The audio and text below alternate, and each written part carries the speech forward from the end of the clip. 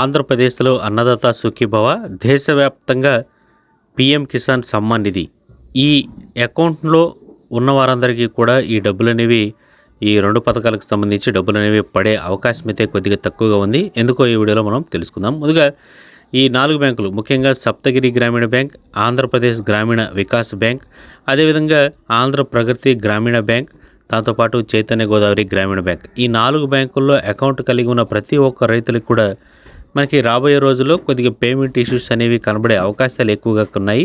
ఎందుకంటే ఈ 4 బ్యాంకులు కలిసి ఇప్పుడు ఆంధ్రప్రదేశ్ గ్రామీణ బ్యాంకుగా ఏర్పడ్డాయి.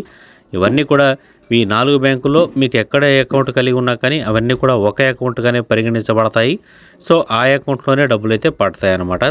సో ఇప్పుడు రాబోయే రోజుల్లో మనకి ఐఎఫ్ఎస్సి కోడ్, అదేవిధంగా బ్యాంక్ అకౌంట్కి సంబంధించి ఖాతా నెంబర్ ఏదైతే ఉందో అది ఇవన్నీ కూడా మారతాయి. సో ప్రజెంట్ అయితే మాత్రం యూపీఐ సేవలు మరియు ఏవైతే ఏటీఎం కార్డులు సేవలు ఉన్నాయో అవి అందుబాటులో ఉన్నాయి. మిగిలిన సేవలన్నీ కూడా అందుబాటులో అయితే ఇంకా పునరుద్ధరించబడుతూ ఉన్నాయి. సో సిబిఎస్ అంటే కోర్ బ్యాంకింగ్ సిస్టమ్ అనేది అప్డేట్ అవుతుంది. సో అప్డేట్ అయిన వెంటనే అందరికీ కూడా ఈ సేవలు అనేవి అందుబాటులో వస్తాయి. మరి డీబీటీ విధానంలో కేంద్ర ప్రభుత్వం మరియు రాష్ట్ర ప్రభుత్వాలు అందిస్తున్న ఈ డీబీటీ విధానంలో డబ్బులు ఏ అకౌంట్లో పడతాయో మాకు 4 బ్యాంకుల్లో రెండిట్లో అకౌంట్లు అయితే ఉన్నాయి. మరి ఇప్పుడు ఒక అకౌంట్ అవుతుంది కదా ఎలా అని చాలామంది అయితే గాబరా పడుతూ ఉంటారు. సో ఒక అకౌంట్లో అనేది ఇప్పుడు మార్చడం జరుగుతుంది. అవన్నీ పేమెంట్స్ అనేవి రీడైరెక్ట్ అవుతాయి. సో ఈ అకౌంట్కే వస్తాయన్నమాట. మీరైతే టెన్షన్ పడాల్సిన పని లేదు.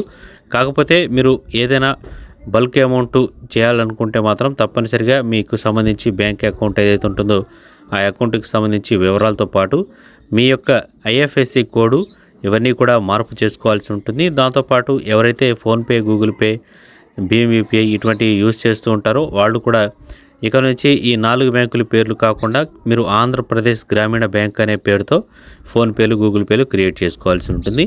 సో మరి ముఖ్య సమాచారం ఏంటంటే ఎవరైతే ఈ దీపావళి కానుకగా రైతుల ఖాతాల్లోకి ఈ అన్నదాత సుఖీభవ పథకం మరియు ఈ పీఎం కిసాన్ డబ్బులు ఏవైతే ఉన్నాయో ఇవి రావాలంటే ఈ 4 బ్యాంకుల అకౌంట్ కలిగిన వారు కొంచెం అయితే మీకు పేమెంట్ అనేవి లేట్ అయ్యే అవకాశం అయితే ఉంది. కొంచెం జాగ్రత్త అయితే వహించాలి. పడలేదని తొందరపడవద్దు. మీ అకౌంట్లోకి అయితే డబ్బులు వస్తాయి.